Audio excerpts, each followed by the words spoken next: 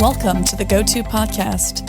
Each episode covers the brightest and boldest ideas from the world's leading experts in software development. Tune in for practical lessons, compelling theories, and plenty of inspiration.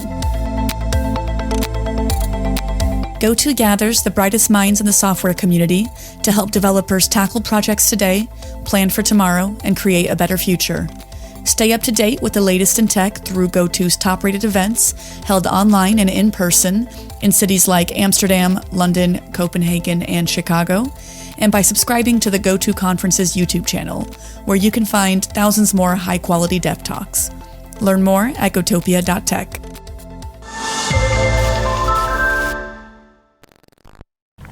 Hi everybody and welcome to GOTO Unscripted, live from Chicago. My name's James Beswick and I run developer relations at Stripe, and here I am with Ben. Hi, I'm Ben. I'm a staff developer advocate at Stripe. So we had a few things we wanted to chat about that we've actually been talking about for a while. And Ben, you've been doing a lot of work over the years in workflows. And I think one of the questions that people don't think about is, why do you need a workflow to begin with? Yeah, it's kind of almost counterintuitive for a developer, right, to say code less and do workflows more. But there's so many good reasons why you would do this, in my opinion, right? The first is that if you're building out things in workflows, there's literally less code to manage, okay? And I'm talking about workflows where it's not necessarily something that you've built using an SDK, something where you have a interface that you can drag and drop and build out a state machine. So the first thing is there's less code to manage, essentially. The second is that not all, but many of these workflow services are pay per use. They're serverless in nature, right? So they scale automatically. They grow with your business in terms of the cost of them. Another good reason would be the way that you're able to decouple these workflows from other workflows to create microservices, which we can chat about a little bit more later on. But what would you say is a really good reason to use workflows? Well, I was thinking about some of the difficulties when you're in distributed systems of handling issues like idempotency. So when you've got a problem where maybe due to a network issue, a message didn't arrive, how do you know on the receiving side you're not handling something twice? And it seems like workflow implementations are a really good way to handle this type of really sticky problem. Or on the other side of it, that handling something like an error when something goes wrong and you've got a custom flow when you need to back out and cancel things in a certain way. And when I think about some of the things you built, for example, you were famous at AWS for building serverless espresso. Right. And at Stripe, you're building similar things like that. Yeah. But you get into these very sticky problems with workflows that you found really interesting use cases for. Yeah, interesting is the word. I wouldn't say that. So actually, I have done a bunch of talks where I've said you should use step functions, which is the AWS tool for building workflows. I used to say you should use them always. And in hindsight, I would roll that back a little bit and say you should probably start with deciding why you wouldn't want to use a workflow. And I think it's a really good solution for most kind of microservices where you need to run a series of APIs or a series of discrete pieces of code, maybe in Lambda functions, in response to certain events. And because you have this way of very visually being able to orchestrate, branch on if statements, create these loops, you can create circuit breaker patterns, you can create catch and retry patterns, pretty much everything that you learn about or everything that you would build in code, you can visually represent as a workflow. So I think that's another really nice reason to use workflows. And what you say as well, you can put configuration into your application rather than adding extra code, right? So you can catch errors, you can retry errors, you can send those errors downstream to other queues or services to handle them. And it's all very visual when these things go wrong, so you can inspect them nice and easily. So I'm going to ask a question that I suspect many people want to ask, but everyone's a bit afraid. What is the circuit breaker pattern? The circuit breaker pattern is a way of preventing you from constantly calling a downstream service that you know to be faulty. So if you imagine this in a workflow, you would have something where you check the overall status of your circuit or your application. And if it's good, you go ahead and you do the things that your application needs to do. If the next execution that comes in realizes that, hang on, there's a problem, and the problem is something that you've caught with a previous error, right? So you have a workflow. If something errors out, you catch that error, you update the status of the circuit to say, okay, this is now bad circuit, this is broken, we don't want to keep calling these downstream services. Especially if there's something in the cloud where you're paying every time you're trying to call that, right, normally. So with your circuit breaker pattern, you query the status at the beginning of the execution, and if it's known to be broken, you do some kind of escalation path, and if it's not broken, you can continue executing on the happy path, right? So it's essentially stopping you from continually calling those services that you know to be bad. What's really interesting though is these things are very, very hard to build by yourself. Yeah. I mean, if you're trying to build that type of logic just off the bat, this is really hard to get right and to test. And so I think one of the interesting parts of workflows is when you look at real life enterprise development, it's full of these kinds of things that tend to be really awkward, but can be encapsulated really very easily within workflow software. Yeah, that's exactly right. You can literally, imagine a typical developer is building lots of things all the time. They're context switching, even hour to hour, let alone month to month. And if you have something like a circuit breaker pattern that maybe something's gone wrong or it's broken, you can open that up in a workflow months later and instantly understand where it went wrong, and that, okay, this is some sort of circuit breaker that I've built. If that was written in code, I think it would take most people a lot longer to kind of reason about what it is they've built and where it went wrong, right? And actually, when you and I have been building things together, what often you don't see in demos and hello world examples and tutorials is the fact that real life is full of versioning. Yeah. That you might get your business case down and it works for today, and then 6 months from now, you suddenly find there's a change in the process that you have to update. And again, in software, if you build this yourself through your own code, you become very hesitant to want to change that code. It gets fragile because everybody's relying on it, and it's very hard to do that version 2. Tell us a bit about how you would look at doing versioning with this type of approach. There's a few different ways, right? You can have a way that you kind of do canary deployment, so that you check that the new thing that you've built is working by sending like a smaller amount of traffic to it at first, and you can catch problems with that and then roll back effectively. You can tag things with version and have your own kind of form of version control. I don't know, I think it's kind of specific to what you're building, the team you're working with, and the tools that are available to you, right? I know when we were building Serverless Espresso, we would come in to the room every morning and redraw the workflow and try and understand what's happening and how things are connected. So even if you're doing things as a workflow with a visual builder, these things are still difficult, right? They're still hard to get your head around because there's so many disparate pieces. It's kind of an issue with building with microservices in general, I think. And I think when you have Serverless Espresso is a good example because it's an ordering process where various things have to happen in a sequence or they get unwound. It gets really interesting when you add something like payments because many things you can make mistakes on. Payments you cannot. Yeah. If you accidentally do something, you can charge a customer twice or not at all, or something else goes wrong, and you burn that trust with the customer. And so with payments, the actual fact you charge someone or don't charge them is something you've got to get right every single time, and it doesn't matter if you have millions of transactions, it still has to be right, each time. So when you think about idempotency, and this is something we don't actually discuss enough, but how can idempotency be bundled in these workflow services in a way that makes it easy? Well, first of all, we should explain idempotency, right? Because it's one of these weird words that you only really hear in terms of computing.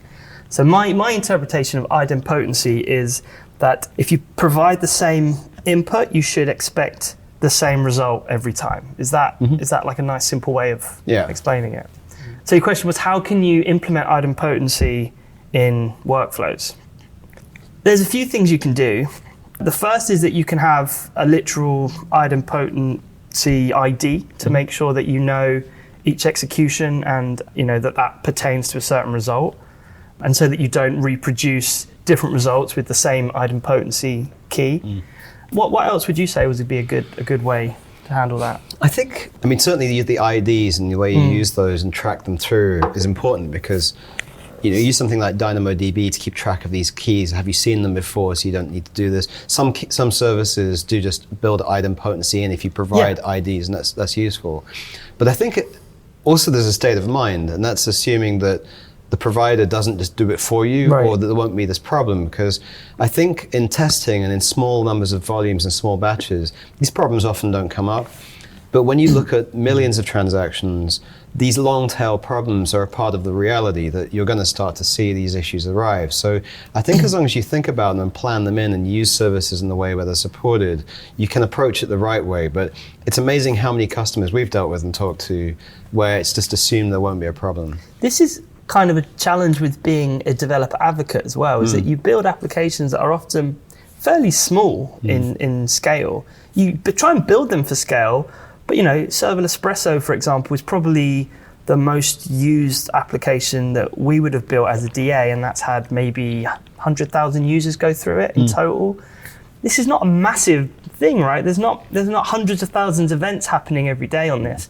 So you don't always come across these edge cases, right, that customers are coming across. So it's a bit of a challenge with the role, I think. Yeah, and when we tested the workflow for Serverless Espresso, we used that bot where we were testing for 1 million orders a day to see what would happen, where the breaking points were. Right. But of course, the application would never see 1 million orders in cups of coffee through a conference. But it's worth doing that kind of testing to see where the weird behaviors start to happen. Yeah, good point. That was a good plan, actually, to use the scalability of the workflow service to test itself in a sense, right? Yeah, that was probably the closest we could have come to simulating a real event. Yeah.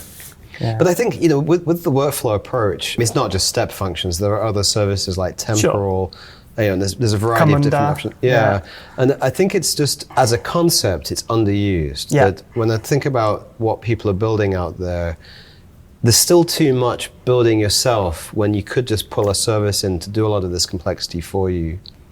I think it's just the way developers are built as a persona, right? You're problem solvers. So you see a problem, you think, I can just write something to do that. But it's a mind shift to allowing you to use something else, that a whole team that are dedicated to just that one service, right? Whether that's payments or whether that's serverless or observability, to just pull in the API that team are offering you can sometimes save you so much time in the long run and offer you so much more power than you as a developer solving that on your own. Yeah. Right? And I think I've been doing software for 25 years, I guess, and one of the big things I think that's changed is that back in the day when I was a C++ programmer writing things on a trading floor, they're all running on one machine in the same memory space, using a hard disk. Nothing's really going over the network. And that masks a lot of problems. You don't tend to see race conditions or other things. And now with the adoption of cloud and all these services in the way, these problems are unavoidable. And as you're going towards distributed computing, you're suddenly now dealing with networks where things go wrong and things don't always happen in a sequence in the way that you expect. And so I think the planning is a lot harder when you're putting these types of apps together. Definitely. And you don't always have the expertise in every field that you need to know, right? I think the most successful customers that I've seen are those that pull in the best of breed, right? So they'll have maybe 1 or 2 cloud providers using the best of both. They'll have something for payments, they'll have something else for their observability piece. And then the bit in the middle is their secret sauce. That's the value or the unique thing that their application does that no other can do. But pulling in these other APIs and these other services as microservices, right? I mean, what do you think when you look at the progression of kind of monolith to microservice, potentially now back to monolith? We're starting to see a little bit. It seems to be a weird wave and a weird point of that we're on now. Yeah, I think the microservice design has been confusing for the community generally because there's always this question of how big a microservice should be. And obviously it depends on the organization and the team size and what you're building and all sorts of variables that are hard to come up with absolute rules. But often you would see microservices that are just way too small or way too big. And when I come out the other side of that, I think there are some things you can say that you shouldn't build yourself. I mean, Auth is one of these things where you've got services like Auth0 that do this for you very well. Right. And the cloud providers have similar services, but the one thing you can say with certainty is you shouldn't roll it yourself, that it's one of those dangerous things. If you get it wrong, you're going to get hacked, you'll lose data, you'll lose trust. And it's the same with things like payments. Credit card numbers are effectively toxic, so why allow them in your application when you can easily farm out that work to a provider to do it for you? But the services in the middle of how you then model your own business logic are still a bit open to interpretation, and the size, I think the move towards the monolith again is actually just probably microservices getting big once again. Right. There's an interesting train of thought as well that a workflow in itself is a kind of monolith, or a state machine is a monolith, right? Because you have this enclosed area where the workflow only really knows about what it knows within that execution history, right? And the more things you drag in and orchestrate, the more this workflow grows, and eventually you can very quickly, accidentally, build a monolith as a workflow. I mean, what are some of the things that you've seen customers do to get around this problem of accidentally building a monolith? Yeah, I think, and it happens over and over in different ways, doesn't it? Where I think it's easy with microservices to over-orchestrate what goes on between them, and you accidentally create this very fragile glue between everything. Exactly, yeah. And so one of the reasons I really liked EDA as a concept, event-driven architecture, was that it forces that apart a little bit. But even then you can get to similar problems where this question of whether you use very thin events or you use very large events can cause this flow where actually just the flow of events causes the monolith. So what's an example of a thin event then? Yeah, if you look at an e-commerce app, an event where you say an order ID is number 2, right? But a fat event, the opposite, would be the order ID is 2 and the order contains a cappuccino, it's for Ben, and it's this type of milk, and here's the currency. Right. And you really put everything you know about it into that. And somewhere in between the two is usually the right place to be. So in the thin event version, presumably you would store the rest of the info in some quick lookup that you can access. Okay. And that in itself is a problem, because then each downstream service might well be pinging that service to find out what the overall state of order number 2 looks like. And so it can get overwhelmed by the number of requests, or you just got a lot of traffic going backwards and forwards. And then each downstream service needs the authorization to access that resource to get the more information. And so where does that sit, right? So maybe you build that into the workflow piece, and then you're back to your monolith again. So I think you're right, though. I think events is one great solution to decouple these services, especially with workflows, right? So you use your workflow piece to orchestrate within some sort of microservice boundary. You have to draw that boundary eventually at some point.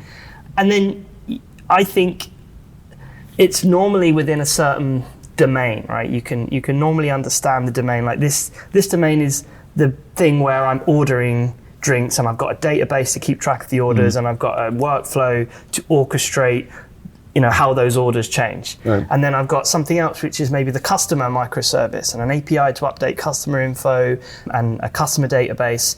And these might want to communicate with each other by consuming and producing events. And in the middle of that, you have some sort of notification service or event bus or something like this. But I think a lot of this design choice, however you build these things, the computers and the servers and the systems behind them will support it, and it'll work just fine, mostly, generally speaking.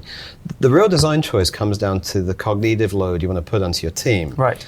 Yeah. Because when I think back through jobs I've had in the past where you build things, the monolith tends to require developers to know way too much about what's going on. It makes onboarding new developers hard. It makes it hard to make changes to systems. And so really these types of designs are all about how can you reduce the amount of knowledge you need about each service. And more importantly, when you come back 6 months from now and you don't remember what you built, how quickly can you onboard yourself to a design so you can make changes to it? I think this is the challenge with things like Lambda as well, because there's a lot for you to learn up front before you can even start dropping code into your Lambda function. Or you could say, it's a similar problem with something like SAM, which is the serverless framework for uploading applications on AWS, or serverless framework itself, right? These are all things that have a big cognitive overload for you to learn before you can start adopting it. Whereas something like CDK, for example, AWS CDK, is a more similar framework for building, for coding. So I think these services where they are meeting the developer where they are. You know, they're using the languages that developers are already using. They're using terminology that we're already familiar with. These are the things that seem to be a lot more successful, right? Yeah. And, you know, a lot of the work you did on extensions and extensibility, I think is again underused in the community as a concept, because people are always trying to build the one application to rule them all, where basically the thing that covers every use case, and every time a new feature comes in, you're kind of just assuming it into the code base. And it's, to me, this is not the way to go. You just increasingly create a blob that is unmaintainable and just over time starts to atrophy. And whereas extensions, I think, can be really powerful. Actually, tell us a bit about extensions, because that was just something extraordinary that you built. For the serverless video stuff? Yeah, serverless video. So, yeah, this was a concept that we wanted to create, where we would create an application that allowed you to, that would do a core functionality. So take an example of a live video streaming app, right? And we would build the core functionality, but what we wanted was to allow people to extend that core functionality. And the way we wanted them to do that was by consuming events. And these events are fired off important milestones along the post-production workflow of this live video stream. So a video is streamed, the video ends, and after that, there's an automated post-production workflow that does things like translates the video or generates captions or works out who was in the video, for example. And we wanted to create events that would occur along these different, this workflow, and to publish these events, and for developers to be able to say, oh, well, I'm interested in when the captions file has finished generating, because I want to make an extension that will translate the captions into Spanish. So they could hook in to the event that would say something like captions ready, hook into that event and run their own microservice and return a response. And we built it in a way that the workflow would wait up to, I think it was up to 2 minutes for all the different plugins that have hooked into that given event to return their given response. And if they don't return within 2 minutes, it just moves on. And if they return it, then that goes into a key value lookup for all the data that would respond. And then all of that will be available for the next event hook.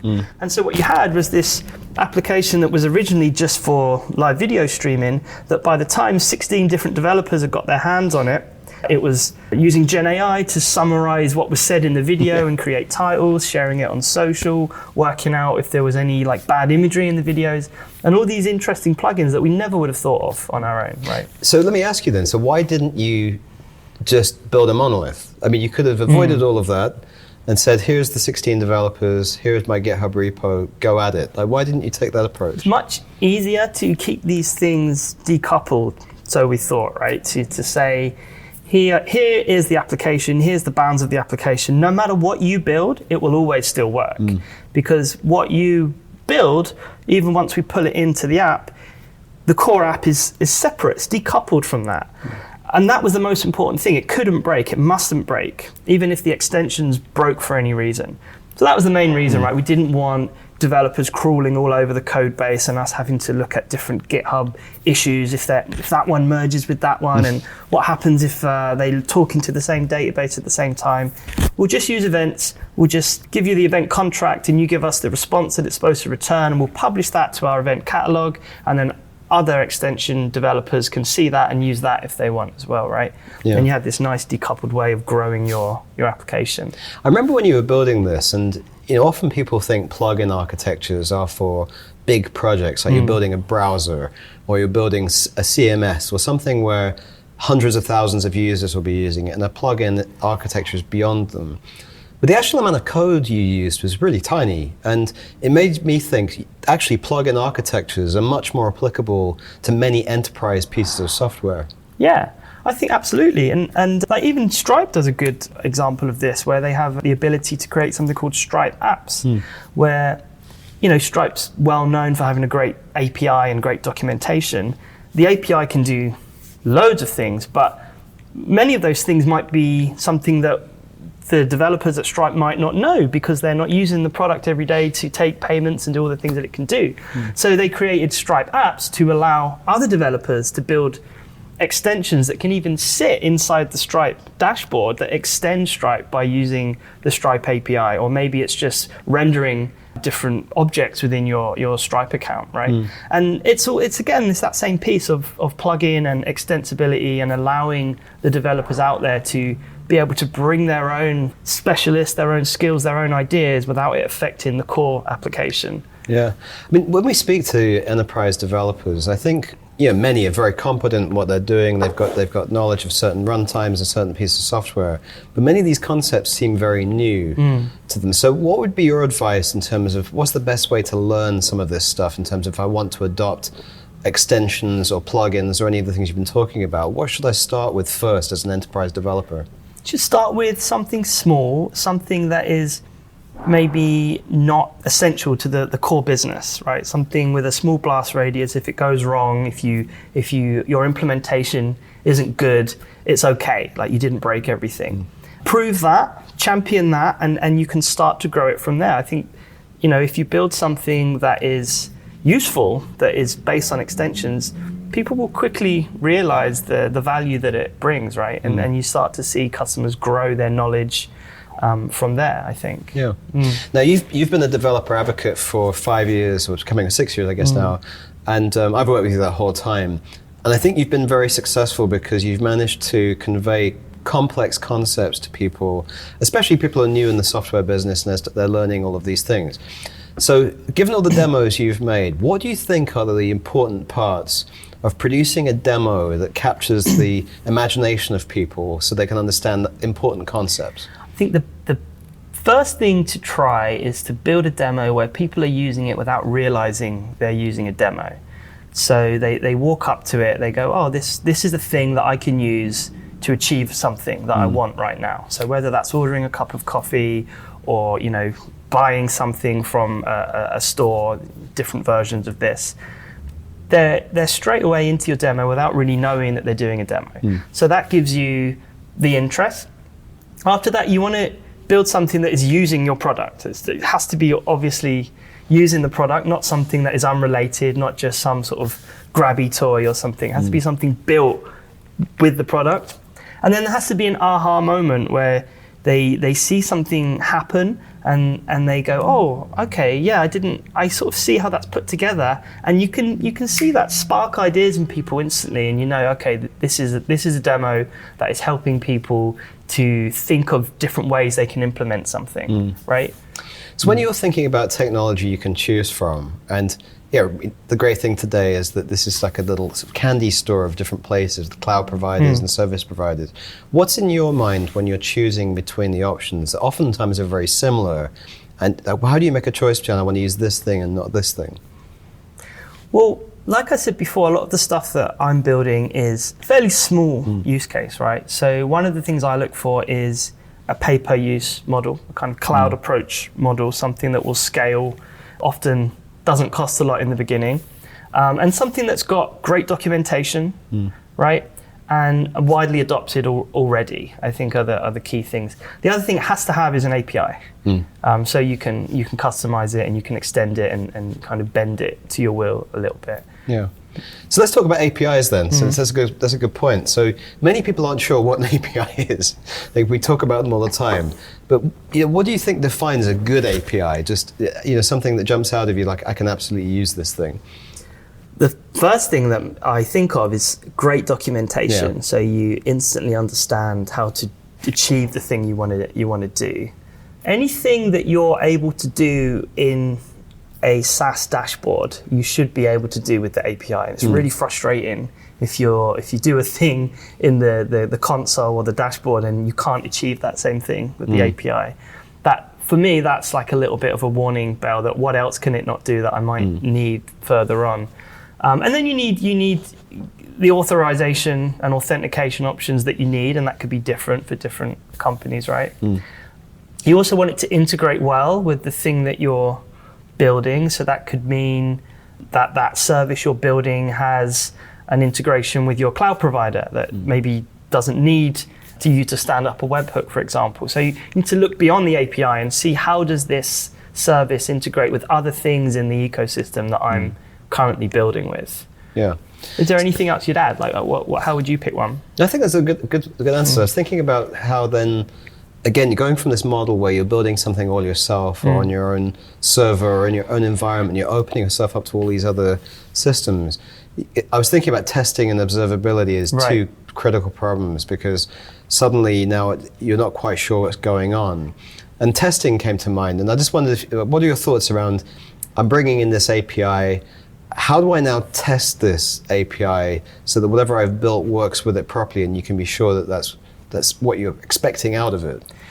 Yeah, I mean, I can try and give you the correct answer, or I could just tell you what I do, which is probably not what you're supposed to do, right? Which is, I like test as you build. This is how I build things. Test as I build. I'm constantly clicking around different interfaces, different dashboards.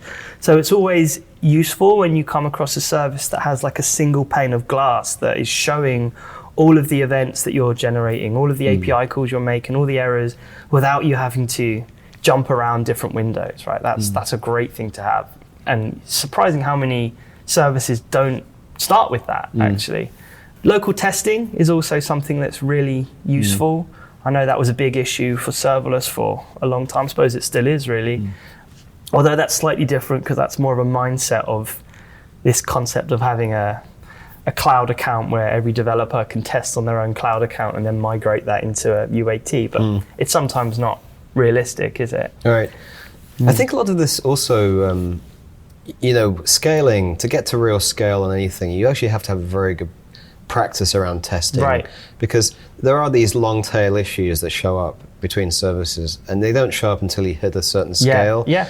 And it's really interesting because I've seen it both ways, where you don't build this in, and then when you get to a certain level of traffic, problems start to appear. Sure. And they become almost impossible to debug, because you're going through log files, you're trying to follow data across services, and it becomes fairly chaotic.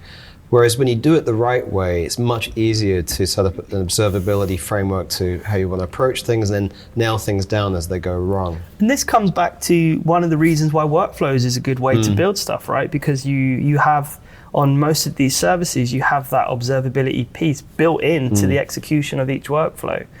So I think I kind of would cheat that a little bit by using a workflow service where it's sort of there for you in a nice package. So let's go into that a little bit. So with step functions that you were using for these services, and you were also using other AWS services and things outside AWS, how did you trace transactions when something went wrong? If it was something was coming in through an API, ending up in a workflow, maybe going out to another provider to be processed and come back. What was your approach when there was an error to working out exactly where that went wrong? Well, you would start with the workflow execution itself and have a look visually. Every execution would visually show you the state at which it broke. Now, sometimes it's not the workflow that breaks, it's some other piece, because like you said, it might have come from API gateway and then gone on to some other piece. Maybe your Lambda function is returning a 200 success, but actually downstream it's broken somewhere. So then you can add things like X-Ray, which is a nice tracing service on AWS, but I found that quite difficult to use, really, if I'm honest. But I think that's probably the best way of doing that if you want to stay within the AWS ecosystem.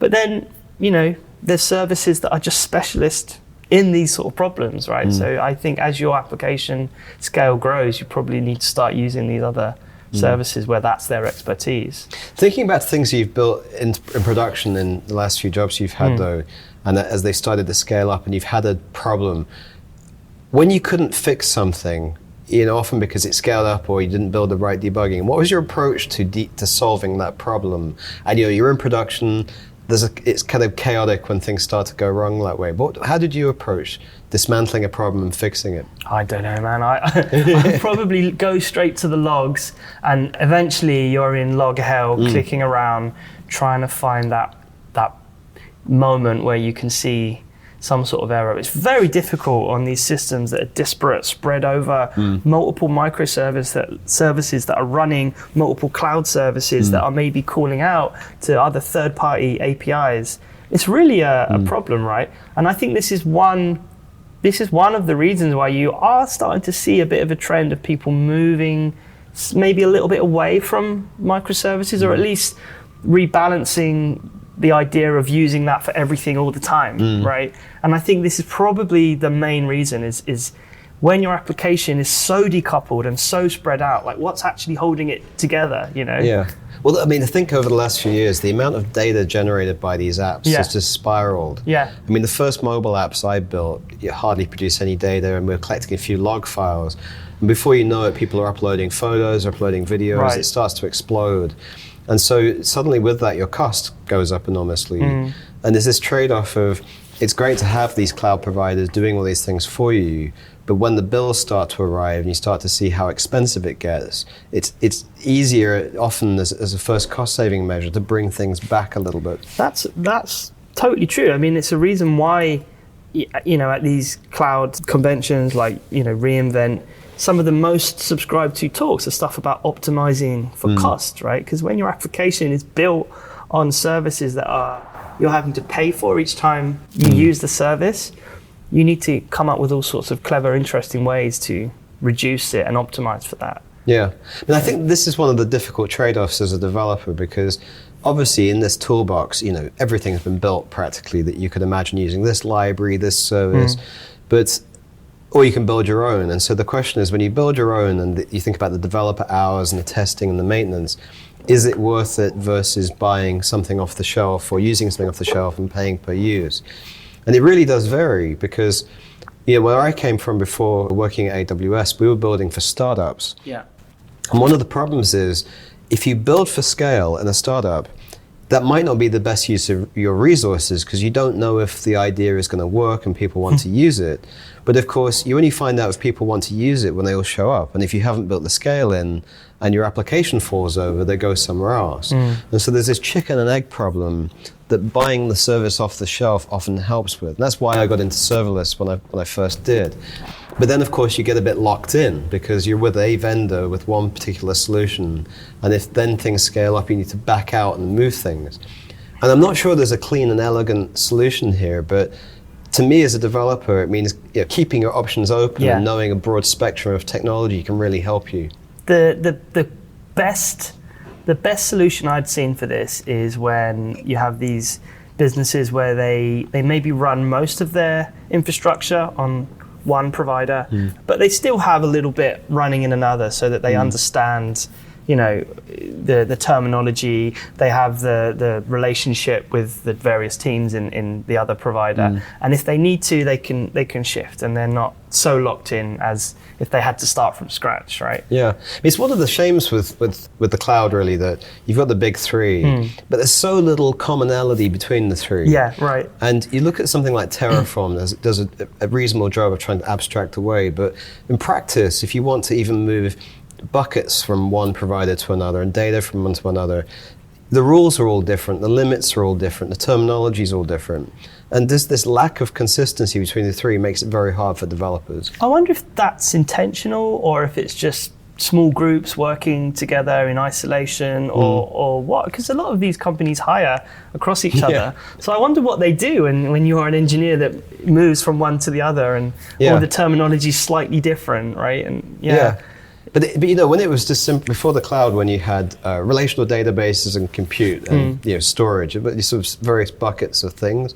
But now there's so many different things you have to deal with. I mean, even something like a queue, which in principle is very simple, the implementations across providers are very different. And so I do think it's something that, as you build, you have to think about to better keep your options open. Yeah. But it creates that cognitive burden on your teams, but to know how things work in different places. Yeah, I think there's also a problem you have now where there's so many services, and all very similar. They have a lot of overlap and a little bit of something that's different. And we know you're not really encouraged to be super opinionated on the way you build things when you work for that company, right? Or you can be opinionated, but you can't make another service look inferior in any situation. Whereas in some situations, one thing is better to use than another. And so when you have a lack of opinionated guidance, it's really difficult for developers out there to know which thing to use on all the multiple versions of, you know, moving an event or a message around a system. Which is, you know, one of the things I like about having left a big cloud provider, is now we can just talk about the best of breed, right? We can take the best from here and the best from here and put them together, because that's probably what other developers and other customers are going to be doing as well. Yeah, I say to a lot of junior developers who are new in the industry, you know, when you start with these things, often you think that what you know, the tools you know, the language you know, are the way to build something. But in reality, as you start to accumulate more languages and more tools, you realize that everything's a trade-off. Yeah. There isn't so much a right answer and a wrong answer as just simply a decision you're making that will create debt in the future or work now. Yeah. And you know, even just something as stark as, do you write a script on your laptop that does the work, or do you do it properly and break it out and put it in the cloud somewhere? That's a choice between work now, work later, and various distinct trade-offs. And it isn't so much about right and wrong. And that to me is the most fascinating part about building software, because everything I've ever built, I've made bad decisions. Right. Yeah. And those decisions come back to get you later. Yeah. Actually, a guy asked me at the event earlier on today, what are the skill sets that you think are important for being successful as a developer advocate? Because it's often a role that people are interested in, right? So you've managed a couple of developer advocate teams now. What would you say are like important skill sets to develop? I think it's one of the most difficult roles in technology to hire for. Right, yeah. Because it's an odd selection of skills. So first of all, you have to be a decent developer. You have to know certain runtimes, certain environments well, so you can talk about them with people. Yeah. You also need the ability to be empathetic with the users. Yeah, that's important. That it's not so much about right and wrong and the tech holy wars often you come across. It's really listen to people's problems, see if you know something that can help them. Also know when you can't help, because we just don't know that much in the space. I think you have to be a good communicator, whether that's something you can write, or you're good on video, you're good on the stage, you're good at getting an idea across to different people. And I think you also have to be fairly independent. You think about the teams we've been all over the world with our groups. You know, you're in London, I'm in Denver, we've got people in Japan in our current team. So when you're by yourself, you have to know what you're doing and be willing to work on things. And you also have to be willing to put yourself out there and say, this is something I believe, but you're willing to be slightly wrong so the audience can engage. And often when I'm talking to people, they have some combination of these skills, but rarely all of them. Yeah, it's back to that idea of being opinionated, right? And being brave enough to not necessarily learn in public, but have your way of doing things and to be able to explain that in a way that is reasonable, even if it's not the best way. I think that's always useful for people to be able to follow something that you've built from end to end and understand why you've made certain decisions along the way, right? So let me ask you then, so you weren't a developer advocate before 5 or 6 years ago, and you've been doing this since then. You know, what is it that you most like about being a developer advocate? It's talking to people, I think, and constantly working on different projects, solving for different projects. I'm a problem solver. My wife hates me for it because you can't help but like come up with a solution even when you should maybe just listen. And so you can do that in this job, right? You can constantly be hearing challenges and problems and thinking about ways to solve that. Maybe sometimes that's taking the problem up to the product team and they need to solve it, or maybe it's by explaining how you can use different things together and building a solution for it. But I think it's the personal aspect, the people aspect, the empathy that you need to be able to pinpoint a challenge and simplify a solution for that challenge. That's the interesting part for me. How about you? Well, to me, I was training developer teams on serverless before I became a DA, because I had a company where we were building software. Right. And we had development teams in Colombia and Romania. And I picked upon serverless as being useful just because of the type of software we were building. And then I had to explain it to these groups about why it was useful, how to use it, and best practices. And then I got pinged by the AWS, did I want to do this as a living? And I found it was the best job in the world. I really absolutely loved being a DA. And as you know, I've been managing the DA team for a few years now, but I think from a managing a team point of view, one of the great things is the personalities of DAs are all so distinct. And it's just extraordinary, the sorts of personalities who come into this role. So it's a true honor for me to be able to manage the team, because they're just such interesting people building different things. Yeah, I think they're all the random nutters of the developer world. I really do. It's like a mishmash of odd bods, but it's great. It's Yeah. nice. Yeah. Yeah. So my last question to you then. So obviously, as an industry, there's always new people coming in. They come in different ways these days, not just always through computer science degrees, through online courses, through trying things themselves. Yeah, as a piece of advice you could give, what's the single piece of advice you would give to people who are new and getting into things to get started and to really embrace the industry of software development? I would say the most useful thing you could do is to share your learning. So every time you've understood a new thing, write about it, make a video about it, share it, some code that you've written on GitHub, and keep creating content around the problems that you're solving. And you'll find all sorts of interesting people reaching out to you to want to talk to you about that, because they're all meeting those same problems too. It's quite hard to do because you can look like a bit of a div sometimes, right? You've got to be honest about what you don't know and what you've just learned. But most people really enjoy that, don't they? What would you say? Yeah, I think it's similar. I would say don't be afraid to experiment and get things wrong. Yeah. That even though software often seems very black and white, it's much more grey. Right.